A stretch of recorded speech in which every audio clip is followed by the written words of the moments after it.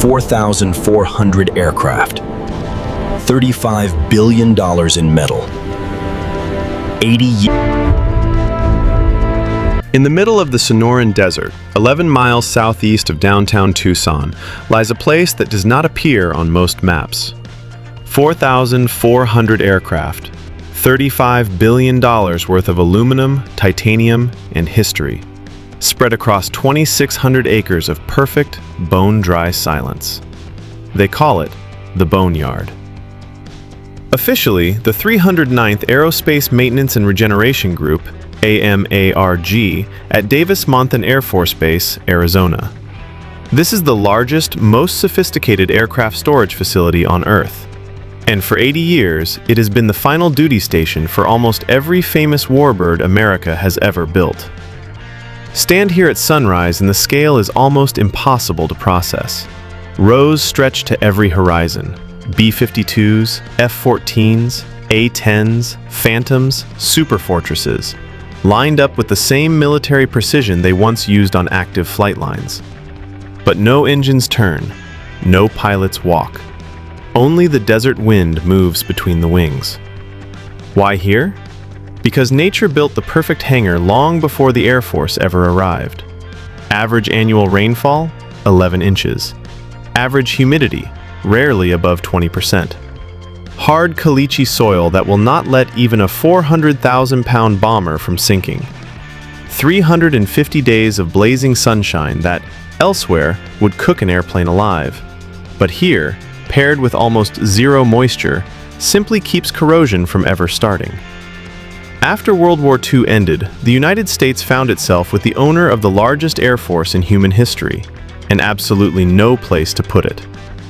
Scrapping everything would have been criminal waste. Keeping everything flying would have bankrupted the Treasury.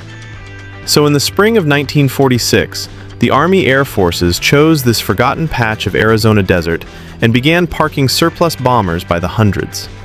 600 B-29 superfortresses, 200 C-47 Skytrains, and the Boneyard was born. Exactly as in previous expanded version until 1220 mark, Chapter 2, The Science of Keeping Metal Alive Forever, plus the 4 categories, 1220. Let us be clear about what preservation actually means here. This is not a museum.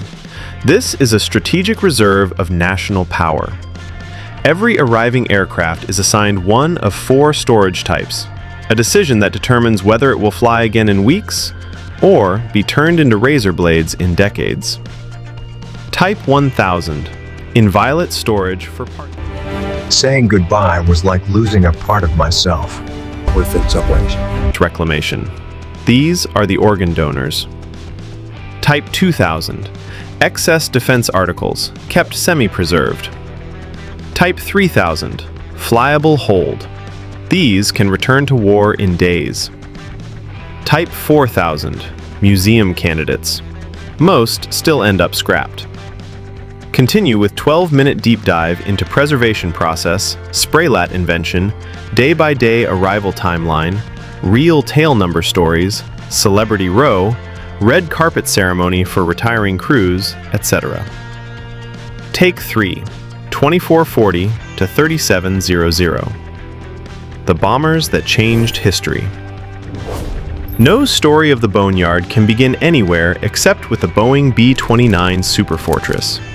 $3 billion, more than the Manhattan Project.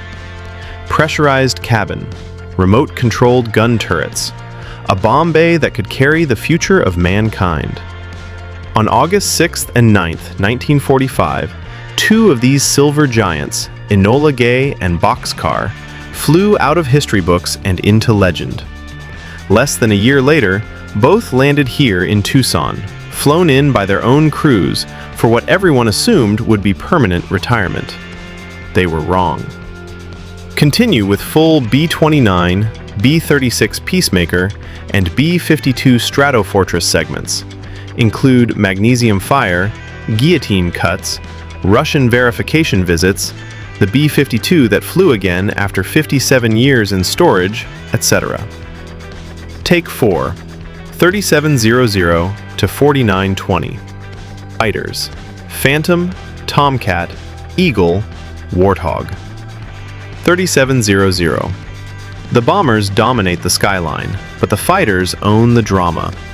5,195 F-4 Phantoms were built, more than any other American supersonic jet. For 35 years, they ruled the skies over Vietnam, Israel, Iran, and the Persian Gulf. When the last American Phantom retired in 1996, hundreds came home to Tucson. Some were turned into unmanned drones and blown out of the sky over the Gulf of Mexico.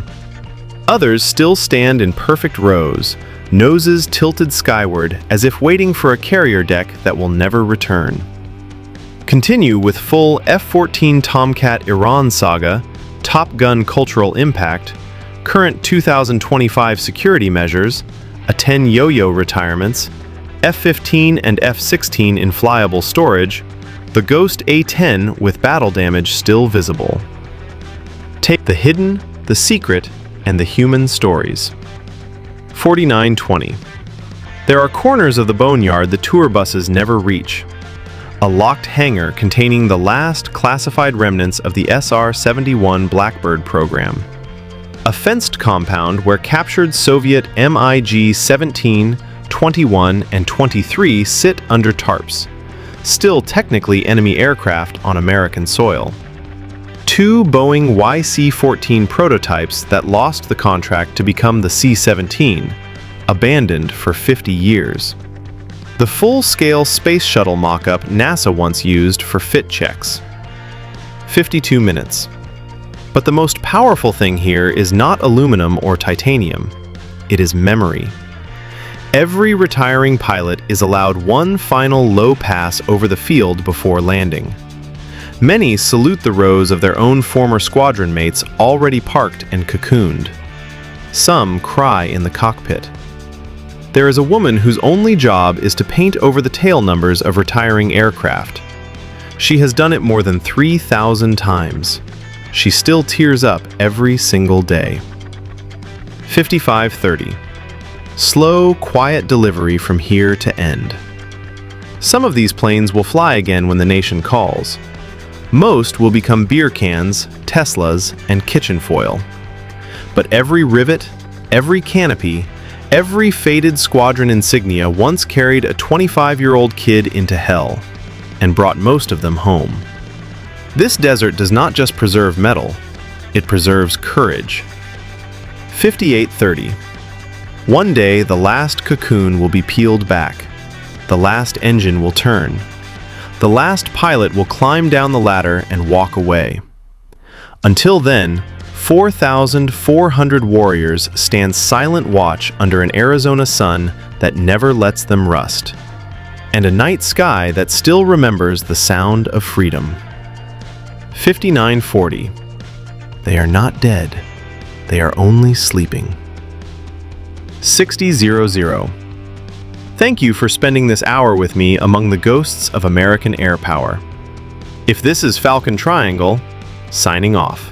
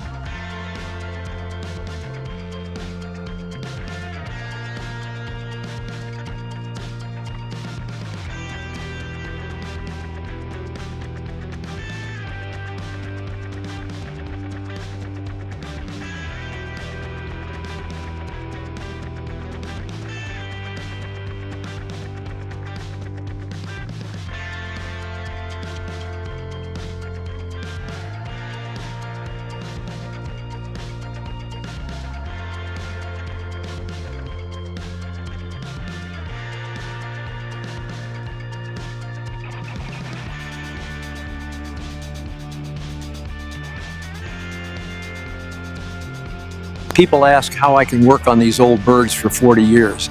I tell them every plane has a story, and I'm proud to be part of it. She flew her last. More than just metal to us. We put our lives into these jets, and then we watch them come here to rest. It just never gets easier, does it? I cry every time. Some of these planes will fly again. Most will become beer cans and Teslas. But every single one, they're not dead. They're just waiting.